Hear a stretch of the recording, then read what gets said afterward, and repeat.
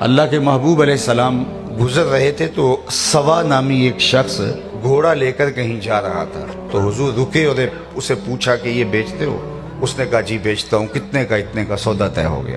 فرمایا کہ میں ایک تاجرانہ غرض سے تو نہیں آیا تھا کہ قیمت میرے ساتھ ہوتی، تم رکو، سودا ہمارا طے ہو گیا، میں گھر سے اس کی قیمت لا کے دیتا ہوں۔ آقا کریم قیمت لینے گئے تو کسی نے اس کو زیادہ پیسوں کا لالچ دے دیا، تو اس نے کہا یار میں تو سودا کر چکا ہوں۔ کہا کوئی بات نہیں ہے، کوئی گواہ تھا؟ کہا نہیں۔ تو کہا مکر جانا۔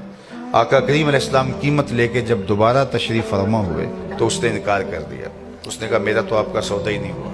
آقا کریم فرمائے اتنے پیسوں میں تیری میری بات ہوئی ہے؟ وہ کہے میرا تو آپ سے کوئی سودا ہی نہیں ہوا۔ لیکن یہ تھوڑی سی بات ہوئی تو لوگ بھی جمع ہو گئے، ہجوم بن گیا۔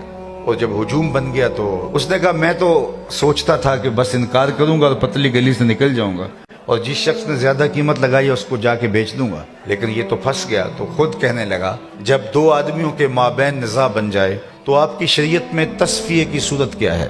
تو آقا کریم نے فرمایا میری شریعت تو یہ کہتی ہے کہ جو دعویٰ کرے وہ دلیل لائے، اور اگر اس کے پاس دلیل نہیں، جو انکار کرتا ہے وہ قسم دے۔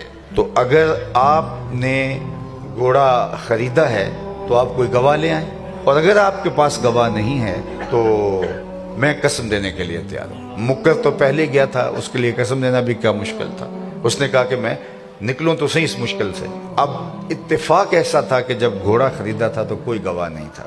اس نے کہا جی گواہ لائیں، ایک ہی گواہ لے آئیں، میں گھوڑا آپ کے سپرد کر دوں۔ تو حضرت خزیمہ بن ثابت انصاری رضی اللہ تعالیٰ عنہ اس مجلس میں موجود تھے، آگے بڑھے، سینے پہ ہاتھ رکھا، کہا میں گواہی دیتا ہوں میرے حضور نے آپ سے گھوڑا خریدا تھا اور جتنی قیمت حضور علیہ السلام بتا دے اتنے میں سودا ہوا تھا۔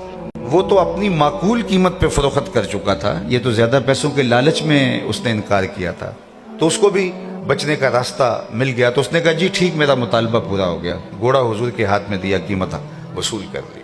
آقا کریم گھوڑا لے کے چلنے لگے اور مجمع ہٹنے لگا، لوگ چھٹنے لگے۔ تو حضور نے حضرت خزیمہ کو بلایا اور بلا کے کہا کہ بات بھی سچی ہے، گھوڑا بھی مل گیا، لیکن تم نے گواہی کیسے دی؟ تم تو موقع پہ موجود ہی نہیں تھے۔